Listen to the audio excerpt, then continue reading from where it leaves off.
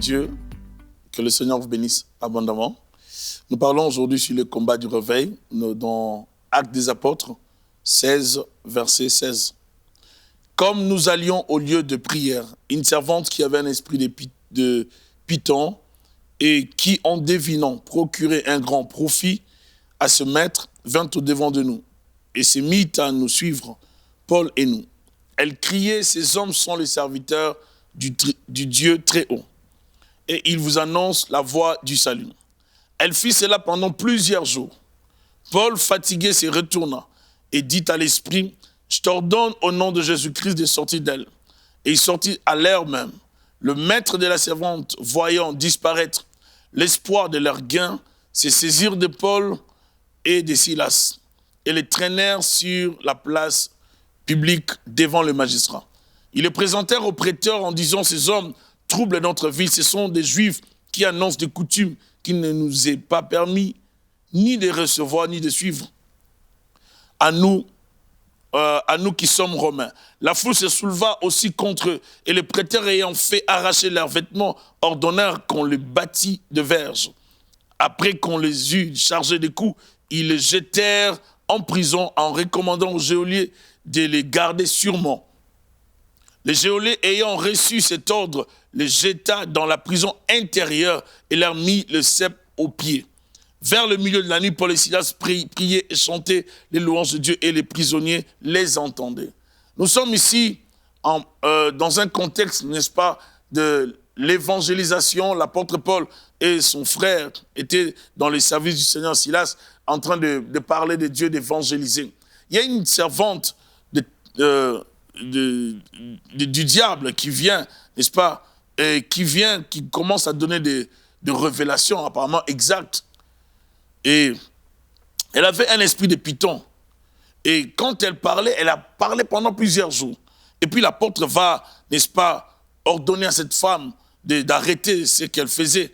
Et par la puissance du Saint-Esprit, le Seigneur va neutraliser cela. Et du coup, le maître de cette femme, ceux-là qui, n'est-ce pas, qui l'a poussé à faire ce travail, comme la parole le dit, et qui en devenant procurer un grand profit à ses maîtres, vint au-devant de nous et s'est mis à nous suivre, Paul et nous. Elle criait, ces hommes sont les serviteurs de Dieu très haut, et ils annoncent la voie du salut. Elle a dit la vérité, mais la source n'était pas la vérité, ce n'était pas la bonne source. Elle fit cela pendant plusieurs jours. Paul, fatigué, s'est retourné et dit, dans l'esprit, je t'ordonne, au nom de Jésus-Christ, de sortir d'elle. J'aime les réveils. Quand le réveil arrive, la puissance aussi arrive. Quand le réveil arrive, le Saint-Esprit se manifeste. Le Saint-Esprit manifeste sa puissance. Et le Saint-Esprit libère les captifs, il libère les vies. Mais vous savez, frères et sœurs, que le diable, Satan, ne va pas aimer, n'est-ce pas, le réveil. C'est ainsi qu'il va, à chaque fois qu'il y aura tendance à aller vivre le réveil, il va s'organiser pour combattre le réveil. Pour combattre, n'est-ce pas, les instruments de réveil. Dieu a toujours voulu passer par les hommes pour sauver les hommes. Dieu ne passe pas par les animaux pour sauver les hommes, il passe par les hommes pour sauver les hommes, comme Christ est venu dans le monde en tant qu'homme pour nous sauver de notre humanité pécheresse. Donc nous sommes conscients de cela, que Dieu sauve par les hommes. Mais le diable va utiliser aussi des hommes pour combattre les hommes de réveil. Les hommes de réveil, c'est tous ceux qui veulent suivre Dieu, qui veulent maintenir la relation avec Dieu. Ceux-là qui veulent maintenir le feu de l'évangile, qui veulent maintenir le zèle de servir Dieu, qui sont assoiffés de Dieu. Des gens qui dorment et qui se réveillent avec la pensée, j'ai besoin de voir Dieu. J'ai besoin de vivre pour Dieu. J'ai besoin d'expérimenter Dieu. J'ai besoin de servir Dieu. J'ai besoin de voir les surnaturels. J'ai besoin de prêcher l'évangile. J'ai besoin de sauver les âmes. J'ai besoin de faire entendre le royaume des cieux dans ma génération. Les hommes et les femmes qui veulent parler de Dieu dans leur génération, pour amener un réveil, pour ramener le peuple vers le Seigneur, pour tourner les regards de païens vers Dieu, pour réveiller les chrétiens qui dorment. Ces instruments-là, ces gens-là sont souvent des cibles, n'est-ce pas, de l'ennemi. L'ennemi combat la plupart du temps les instruments de réveil. Les gens que Dieu veut utiliser, il les cible, il les attaque, il les charge de plusieurs problèmes, même des découragements, afin d'éteindre le réveil. Parce que par le réveil, frères et sœurs, des milliers, même des millions peuvent se convertir. Nous avons besoin du réveil. Et même dans ce temps de la fin, je crois, dans les derniers jours, nous avons besoin du réveil. Mais le Seigneur dit, dans les derniers jours, je répandrai de mon esprit sur toute chair. Vos fils et vos filles prophétiseront, vos jeunes gens auront des visions, vos vieillards auront des songes. Oui, sur mes serviteurs et sur mes servantes, je répandrai de mon esprit et ils prophétiseront. Nous sommes dans les temps de réveil, où le Seigneur est en train d'envoyer un vent impétueux, un vent puissant, un vent qui va réveiller plusieurs personnes, qui va ramener les cœurs des enfants vers le Seigneur, ramener les cœurs de ceux qui sont dans le monde vers l'évangile, vers le Dieu de la Bible. Le Seigneur est en train de chercher des hommes et des femmes qui sont prêts à aller, qui sont prêts à manifester la puissance de Dieu, à manifester les Jésus de la Bible dans la réalité de tous les jours. Le Seigneur est prêt à libérer un manteau spirituel, une puissance, un pouvoir pour que nous puissions évangéliser, sauver les âmes, dire au monde que Jésus revient bientôt. C'est ça le réveil. Le message du réveil, c'est dire aux gens que Jésus vous aime. C'est dire aux gens que Jésus revient bientôt, que Jésus est prêt à vous accueillir. Il est prêt à prendre vos fardeaux. Il est prêt à vous décharger. Le réveil rend l'homme conscient de la place de Dieu, rend l'homme conscient de l'importance de Dieu, de ce que Dieu a prévu pour lui. L'homme devient conscient du plan merveilleux de Dieu. Lorsqu'on se réveille, on quitte la vie du péché. On quitte la vie du monde. Et on accepte de ne vivre que pour Christ. Mais ceux-là qui acceptent de ne vivre que pour Christ et qui veulent devenir des instruments de réveil sont les cibles de l'ennemi. L'ennemi les combattra aussi longtemps qu'il pourra. Il fera de son mieux pour les déstabiliser. Il fera de son mieux pour les décourager. Quelqu'un a dit, la seule armée qui tue ses soldats, c'est l'armée chrétienne.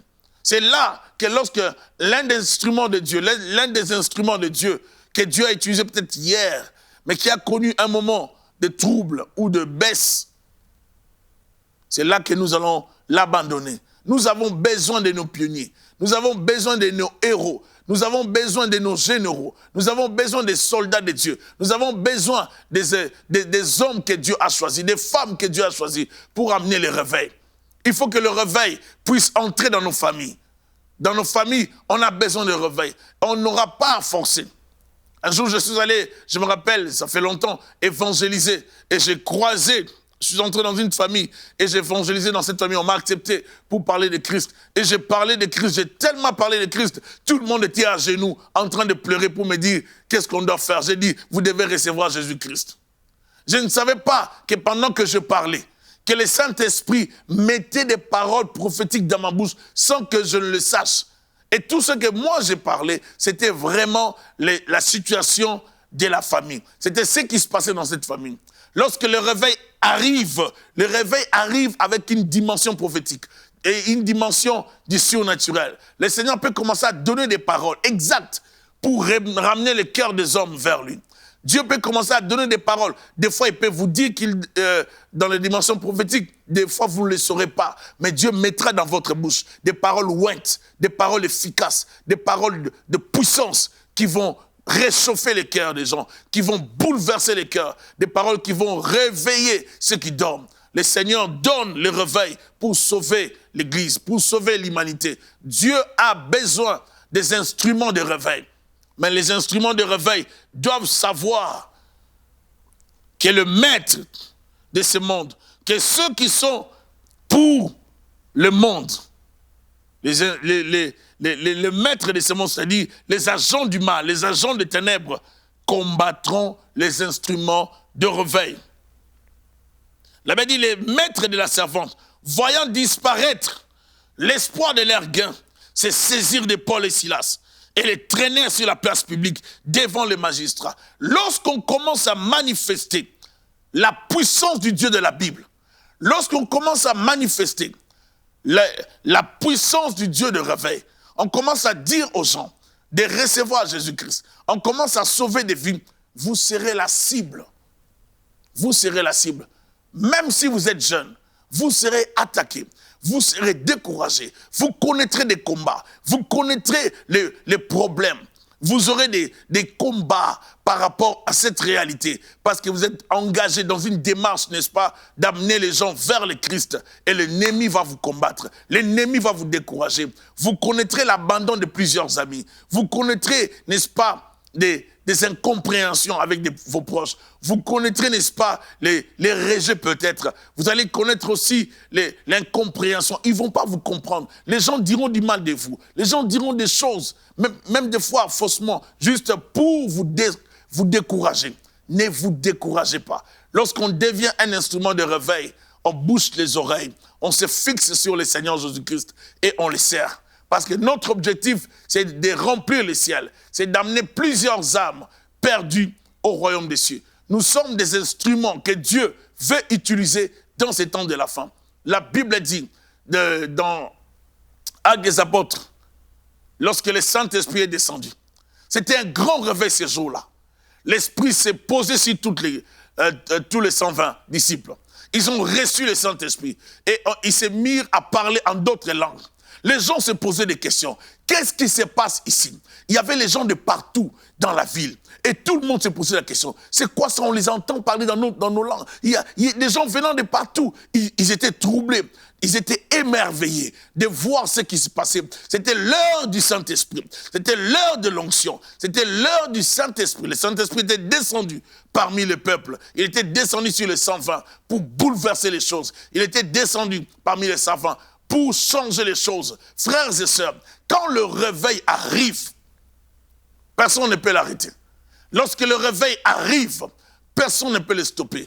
Nous avons besoin d'appeler les dieux du réveil. Nous avons besoin d'appeler les dieux qui va réveiller, n'est-ce pas, ceux-là qui dorment. Mais nous devons nous préparer par rapport au réveil.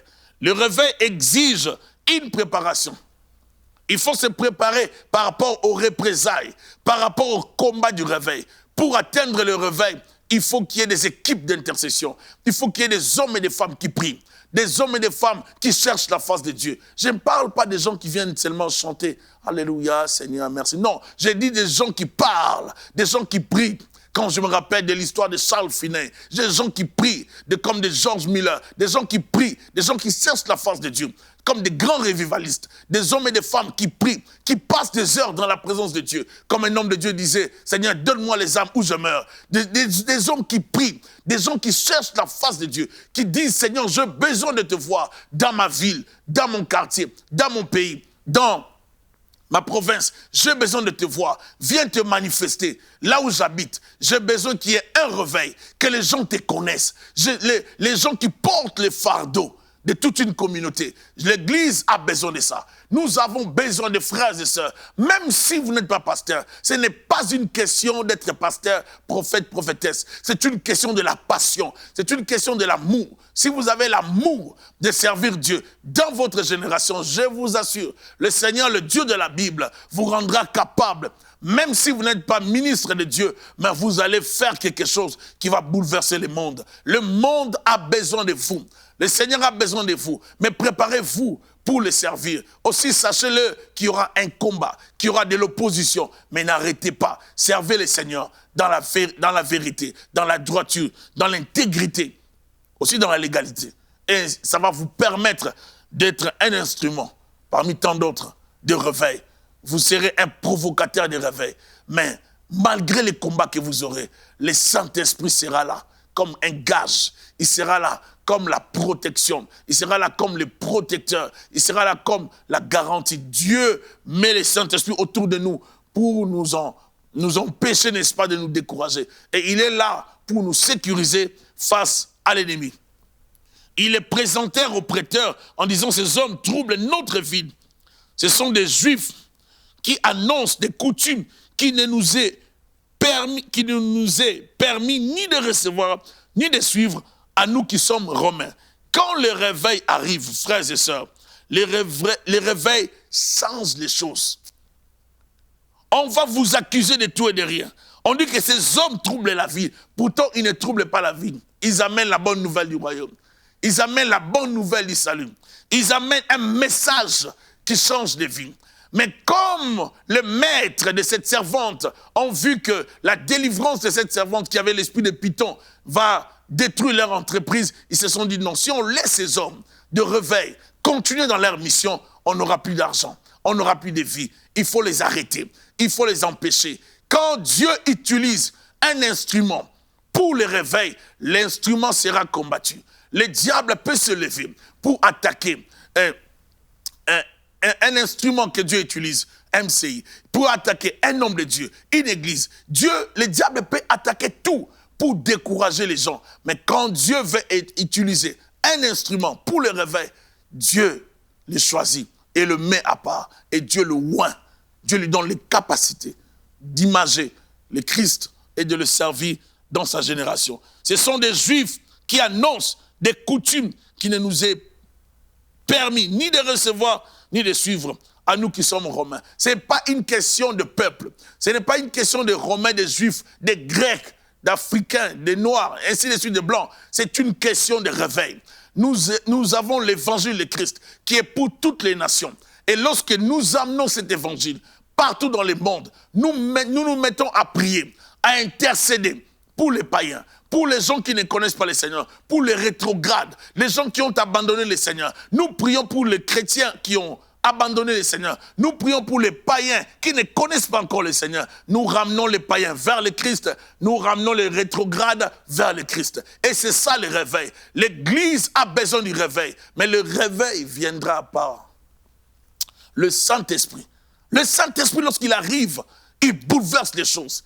Lorsqu'il arrive, il nous pousse à évangéliser. Nous n'aurons plus honte d'évangéliser. Je me rappelle d'une fille, un jour, elle priait. Elle priait.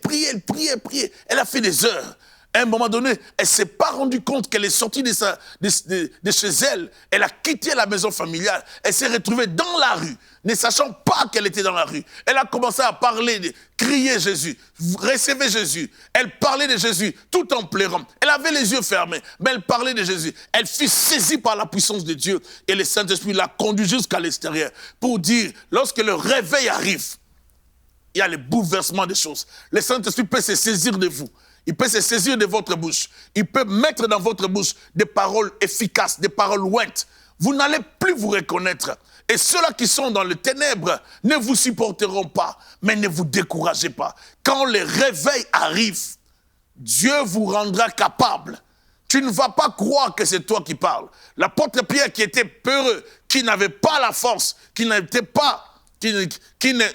pouvait pas parler, il a pu gagner des milliers d'âmes. Il a parlé, il a dit aux hommes de se repentir.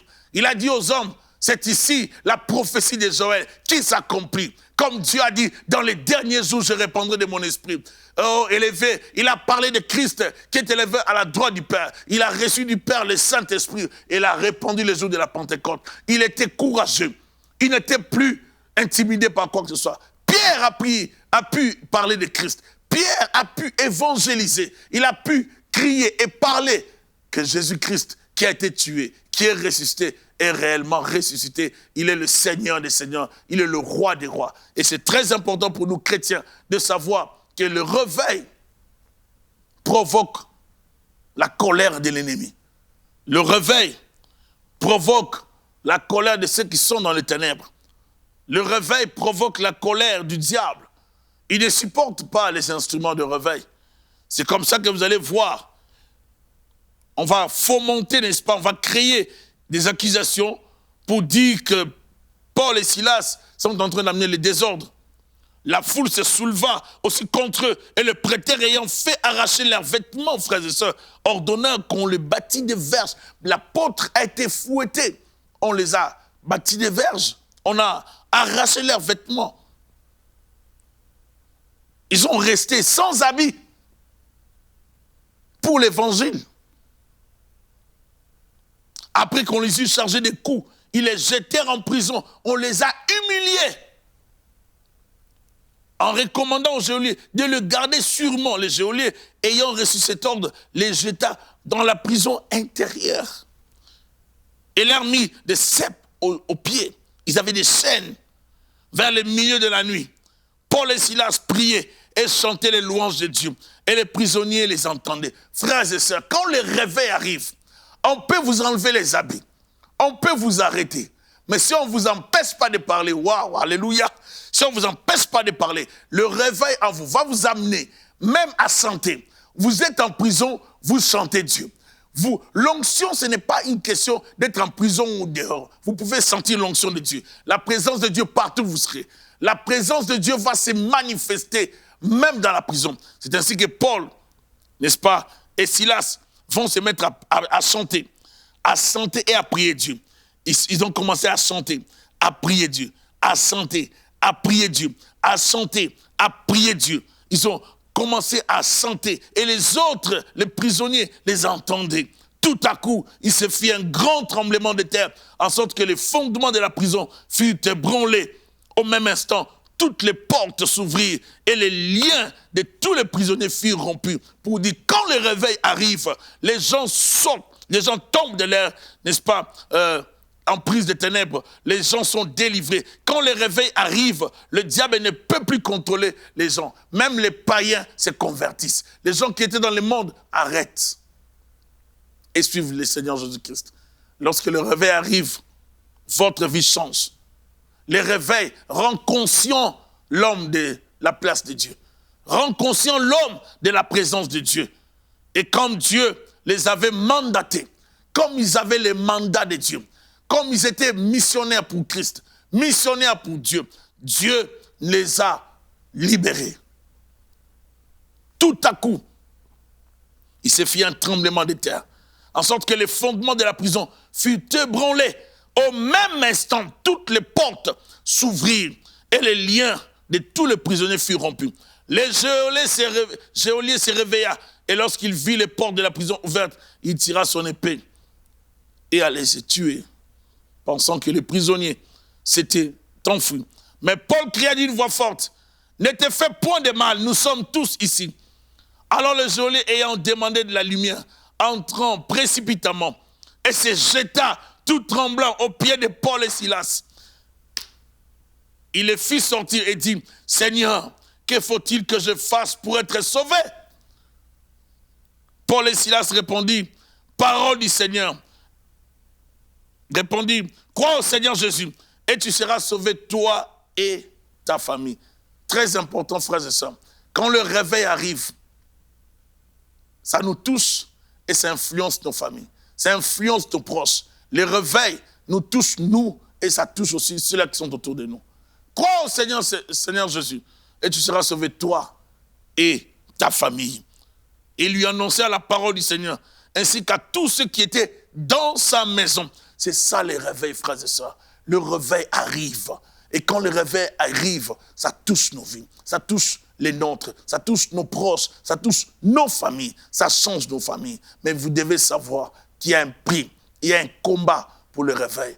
Et le réveil a besoin des instruments. L'ennemi se lèvera pour combattre les hommes et les femmes qui veulent produire le réveil, qui veulent provoquer le réveil. Le diable se lèvera. L'ennemi se lèvera pour combattre ceux-là qui travaillent pour le réveil, ceux-là qui prient matin, midi, soir, qui intercèdent, qui jeûnent, qui cherchent la face de Dieu. Pour vivre le réveil, il y a besoin des hommes et des femmes qui prient. On a besoin des hommes et des femmes qui jeûnent. On a besoin des hommes et des femmes qui se consacrent à chercher la face de Dieu.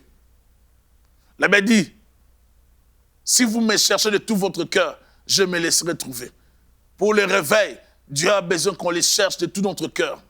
Lorsqu'on les cherche de tout notre cœur, nous les trouverons. Et nous devons chercher le réveil. Le réveil peut venir dans nos églises. Il y a des moments où, dans certaines églises, il n'y a plus le réveil. C'est comme si l'église est tombée dans une période de sommeil. Tout est devenu normal. On est tombé dans la religion. On est tombé dans la routine, en fait. On n'a plus le feu qu'on avait au début. On n'a plus vraiment l'amour de Dieu comme au départ. Tout est devenu normal.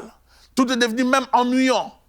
On s'ennuie de l'église. L'église ne doit pas être un endroit où on vient juste pour dormir, pour remplir une formalité. L'église, c'est un endroit qui nous booste, un endroit qui nous réveille. Les chrétiens doivent sentir tous les jours qu'ils ont envie d'aller dans la maison du Seigneur. Parce que dans la maison du Seigneur, ils seront tout le temps réchauffés. Ils seront tout le temps restaurés. Ils seront tout le temps visités. Dans l'église du Seigneur, c'est l'endroit du réveil. C'est là que nous venons recevoir notre force spirituelle. C'est là que nous venons recevoir la puissance pour maintenir notre réveil. Frères et sœurs, ne vous découragez pas, quels que soient les combats du réveil, les combats que vous connaîtrez. Lorsqu'on commence à chercher Dieu, il y a aussi d'autres combats qui se lèvent. Lorsque vous chercherez à vous engager dans la voie du Seigneur, l'ennemi se lèvera. Vous aurez des problèmes de facture. Vous aurez des problèmes au niveau de l'emploi. Vous aurez des problèmes à gauche et à droite. Et si vous ne vous rendez pas compte, vous ne verrez pas que c'est l'ennemi qui veut vous distraire et vous décourager. Ne vous découragez pas. Lorsque le réveil arrive, le réveil change la vie. Le réveil vous affectera, affectera d'autres qui sont autour de vous. Soyons des instruments de réveil. Soyons des instruments de réveil dans notre génération. Ne soyez pas découragés par les combats du réveil, mais soyons plutôt motivés à provoquer les réveils. Soyons plutôt stimulés, n'est-ce pas, à appeler les réveils. Nous devons nous lancer dans les prières, pomper des prières, passer des heures dans la prière, passer des jours dans les prières, passer des nuits dans les prières, dormir devant la face du Seigneur, pleurer devant Jésus-Christ, implorer le ciel, le Dieu du ciel, dire à Dieu, Seigneur, nous avons besoin de voir le réveil. Et nous savons qu'il y a un combat. Malgré les combats, nous n'arrêterons pas de chercher le Dieu de la Bible, le Dieu qui envoie le réveil. Nous avons besoin de ce réveil. J'aimerais prier aujourd'hui que le Seigneur puisse te oindre, qu'il te donne la force, la motivation, la détermination, le zèle, l'amour de chercher sa face. Alléluia. Que la gloire de Dieu soit sur toi. Que la présence du Saint-Esprit te couvre. Que le Saint-Esprit te dirige. Qu'il te fortifie. Quel que soit tout ce que tu pourras rencontrer comme opposition, comme obstacle, comme combat, face à ta détermination de provoquer le réveil. Que le Seigneur te protège, qui te garde, qui t'oriente, qui te sécurise, qu'il pourvoie tes besoins, qui te donne la force au nom de Jésus. Je prie Dieu qu'il se manifeste puissamment dans votre vie. Alléluia. Par le Saint-Esprit, je demande que la gloire de Dieu puisse vous envahir. Alléluia. Que le Saint-Esprit vous fortifie, qu'il vous donne tout ce qu'il faut pour que vous puissiez aller de l'avant avec Dieu. Au nom de Jésus-Christ, soyez des instruments de réveil. Recevez la puissance par le Saint-Esprit. Au nom de Jésus-Christ, recevez la puissance de Dieu. Soyez investis de cette autorité, de cette puissance de Dieu. Soyez motivés par le Saint-Esprit. Soyez encouragés par le Saint-Esprit. Recevez le feu de l'Esprit. Recevez le feu du réveil. Maintenez ce feu et servez le Seigneur dans notre génération. Au nom de Jésus. Amen.